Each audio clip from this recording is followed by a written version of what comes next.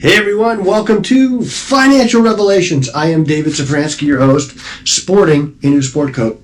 I know what you're thinking. Don't you have enough sport coats? And the answer is no, I don't. There's more to come. You could hear me every Thursday morning on WCRF Radio. It's a Moody radio station, 103.3. They have an app, the Moody Radio App, so wherever you're at in the world, even if you're in the jungle digging a well with a Starlink, you could have David Safransky on that app. So you could listen in live if you want to. 1-800-344-2534 is the number to call if you have questions or you want to meet with us. At SkiBucks, the number 1 for Tweeter, in the words of, I'm not even going to say his name because it's anathema around here, but if you want to go on Tweeter, otherwise known as Twitter, you could get my political commentary there. You get a lot here, but you might get a little bit more there. I don't know if you want any more of me or not. And if you want to know about the well dig missions, which were going on in March, nativosusa.org. There's an Amazon trip in March of 2025, and you can go or support. And if you had a church that wanted to send, a team, I consider a team to be about 10 people. If you wanted to send your own team, we could help you arrange that and make sure that you have translators and, somebody there that knows the lay of the land. So you could do that. Hey, there's 12 days. 12 days until the presidential election. And if you haven't been paying attention, which I know you have, Trump is Hitler again. They waited till late in the cycle to bring out the Trump is Hitler thing. Way to be original, left. He's already been president. I don't know if they realize this. So the left thinks that you're stupid because they say things like, well, when I'm president, Kamala Harris is in office right now. The things that she says she could do on day one, she's had 4 years to do. So it's kind of a weird argument when they say on day one, this is what I'm going to do, because every day is day one for them. They could do all those things right now. And my guess is all these things that she says she could do, she could have done already. And all the things that Trump said he's going to do, he's already done. So if Trump was going to be a Hitler, like they say he is, he would have already done that. He had 4 years to be Hitler, and he wasn't. He was a growth-oriented president. Now, he did add some money to the debt. There's no doubt about that. And both of these politicians are going to add money to the debt, but I think Trump gives you the better opportunity to outgrow the problems. And bringing on an Elon Musk for a government efficiency panel and cut the cost of government, cut spending, do all those things, offers us a way better opportunity for long-term growth and to protect the dollar and to grow our future. We talk about getting the debt to zero. Well, we don't need to do that. It's not going to happen. You want to get the debt to about 17 trillion. The world needs our debt, stabilizing force in world economies. We're going to have it. We must have it. We're going to have it. So Trump isn't a Hitler. And by the way, they're not calling Trump Hitler. They're calling you Hitler because you believe the exact same things that Trump believes. And what they're really saying is you think like Hitler. And I know that that is not true because I think like Trump thinks, and I'm not Hitler. I dig wells in the middle of the Amazon for people who, nobody would even know these indigenous people of the Brazilian Amazon even exist if it wasn't for that church that we support there. Hitler didn't do those things. I don't have to explain this to you. You know these things. So they're not calling Trump Hitler. They're saying, you, Jeff, Barb, Bob, you're Hitler. That's why I want you to vote red and Republican and punish these people for what they're doing to this country right now. And now, I know we're a country of immigrants and we're always going to have immigration. It's important that we have immigration, but we need to know who's coming here. It's not fascist to want to know who is coming here. It's not Hitlerish to not want somebody who has murdered 21 people to come here. That's what we did. We let a Venezuelan come here knowing that he had been convicted of 21 murders, and we released him out into the population. And lo and behold, what did he do? He murdered somebody. Wow, what a surprise. These are things that, protecting our population is the government's job. It's why we have a military. You know how much money we spend on the military every year to protect us against threats, military threats? Well, the biggest military threat, like a China, a Russia, they're not going to openly attack us. They know better than that, okay? And we're not going to attack them. We know better than that. We don't need to do it. It's not our nature. Somebody like Iran, they could try and attack us. Then they could do it in a variety of ways. It's not just a full frontal attack. They would lose that, and they know that. So they're going to do things like a terrorist attack. We remember when we used to talk about the dirty bombs, and there was this skit on Saturday Night Live with not Al Pacino, the other little short guy who's meaningless now. Al. He's like 85 and he's got a 30-year-old wife. You know who he is. He's funny, actually, but he's an inconsequential person. And he says, "Oh, Trump's going to get elected and arrest me." Trump doesn't care about him. We don't even know his name. We could care less. So, but the real threat is somebody like an Iran getting operatives in through the southern border or the northern border and setting up sleeper cells here. That's what they did on 9/11, is they had a sleeper cell here. They activated them. They flew planes in the buildings. That's the only way Iran can attack us. Or an internet outage, attacking via the internet, power plants, hospitals, things like that. The real enemy, though, is coming in across our southern border. It's not the migrants that are coming in, although we want to know who they are. You can't just let 20 million people in the country. And the left's impetus to do this, the real reason is they're bringing in people that they think will vote Democrat, and they're flooding red states with them. That's how Ilhan Omar got her seat in Congress, because they put a bunch of Somalis in Minnesota, and they voted in Ilhan Omar. It's hard to believe she's in Congress, but she is. So anyway, vote red, vote Republican, punish those people for calling you Hitler. And that's what they're doing. They're calling us Hitler. We're not Hitler. So economically, interest rates are up, even though the 10-year as I walked in here was just below 4.2%. When Chair Powell cut rates, it was at 3.50. And rates have gone up. So the 30-year mortgage is at about 6.6 and change. I think November 6th. Now, November 5th is the election. November 6th is the Fed meeting, the announcement.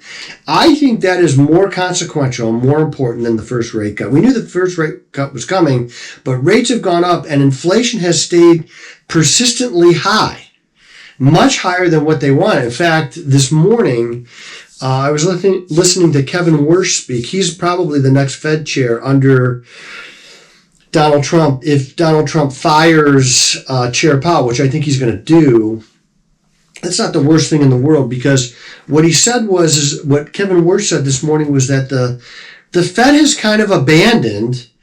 He was critical of the Fed. They waited too long to raise rates, not going enough, abandoning the normal Fed dogma that we have about 2%, which is kind of a number that we pulled out of the air, but I would like it to be lower. I would like to have 1% be the acceptable amount of inflation. 2% is kind of a big number over time, and it grows. It's 2% compounded. So over time, it's actually more than 2%.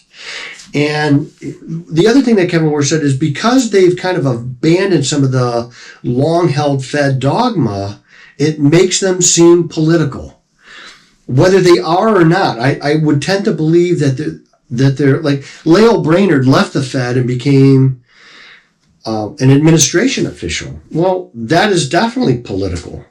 So was she political while she was the Fed chairperson? She says they talk way too much. They talk way too often and way too openly. Just who cares what people think about you when you work for the Fed? Who cares? It's not your job to be loved anyway. In fact, you're probably not going to be loved.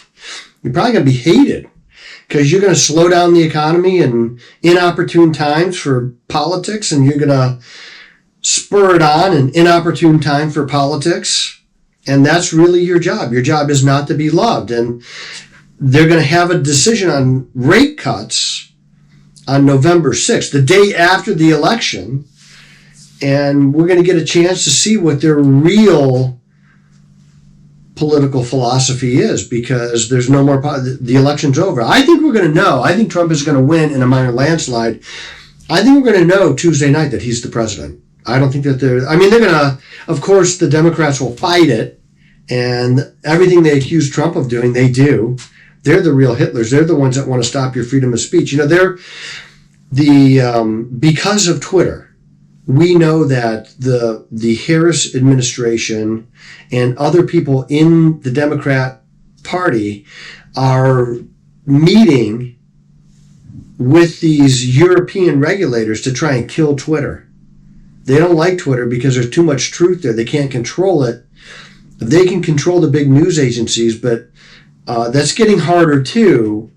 And I think even CNN sees the writing on the wall, because Kamala Harris did a town hall last night, and only she could lose a debate in which she was the only participant, but she did. And they asked her about the border, and she didn't. Donald Trump is Hitler. Donald Trump. She never says, well, oh yeah, I did say the border wall was racist over 50 times, and now I'm supporting a bill for the border wall. Why is it not racist now, but it was racist then? We're getting the border wall no matter what. If the Democrats get elected, they're supporting a bill with about $650 million for the border wall. They wouldn't fund Trump's border wall because it was racist. And these people think you're stupid. They do. That's why we got to vote him out. I don't think Trump thinks we're stupid. I don't know if he would sit down and have dinner with me at my house.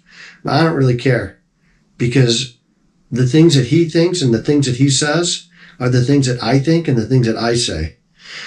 Like, Venezuela emptied their prisons and sent murderers and rapists here and let them out on our streets, your streets. They did that.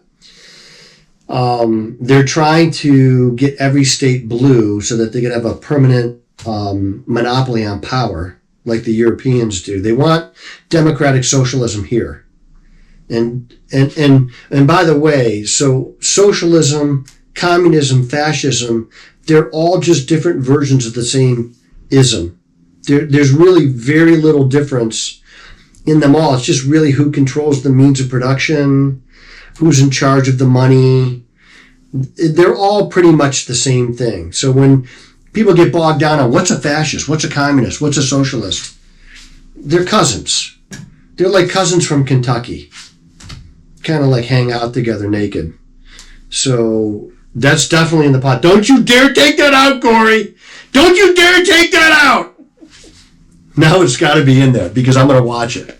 Better be in. But don't you dare write a note. She's writing a note. He's writing a note. It's going to be in there, I promise. So call of the day. Avoid Starbucks stock.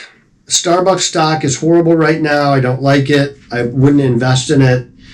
They're losing money. Their CEO works from home. CEOs don't work from home. CEOs are in the trenches. They go to stores. They channel check. They sit with people. They collaborate. They talk about things that they should be doing. They need to be with their people. This is the leadership of the company does not work from home. I would look at things like Walmart, TJ Maxx, Palantir, Microsoft, Amazon, Apple. I look at these. I don't like Nike. These are companies that do things, companies that make things, companies that sell things. I've always loved Walmart. One, because they're huge, but people trade down to them when times get tough. And there's still a chance that we're going into a recession because of the Fed. That's still a possibility. I want you to think long term. Don't be a short term thinker. I mean, you can make money short term. We do that. I think of a couple of stocks that we bought where the market just ran them up, and I'm like, well, hey, that did everything I wanted to do. I'm out. And those are good decisions. And if you've got a block of money, don't invest all of your money at one time, especially in front of an election. You know, the Republicans seem to be experts at snatching defeat out of the jaws of victory, and there's 12 days to go.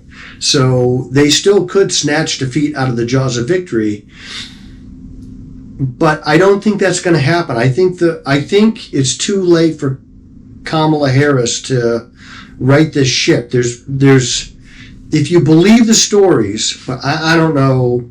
I generally don't believe anything in the press unless it's written by somebody that I know.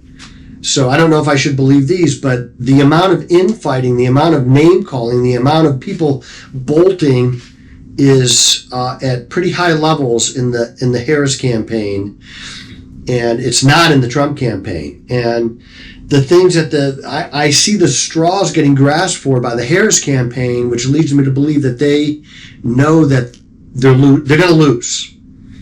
Trump is going to have 320 electoral votes, and he's going to have way more than enough on election night to call the election. So, but you got to vote. Don't take it for granted. Don't tell me you couldn't show up because you had a meeting. That's a load of malarkey. Okay, unless you want, you know, the Kentucky cousins that hang out naked together to win, then you got to vote and vote. Go to the polls. I like to go to the polls. I like to see who's there, and I like to make fun of people who are voting for. We were walking the dogs the other night in a neighborhood across the street, and somebody recognized my dogs. They didn't recognize me. They're like, "Oh, I love your signs in your yard." I said, "Yeah, we have the dogs poop in the Democrats' yards, and we don't pick it up." It's not true, but if I could make it true, I would. So, vote. I am David Safransky, a real American, a true red-blooded patriot, and the voice you could trust.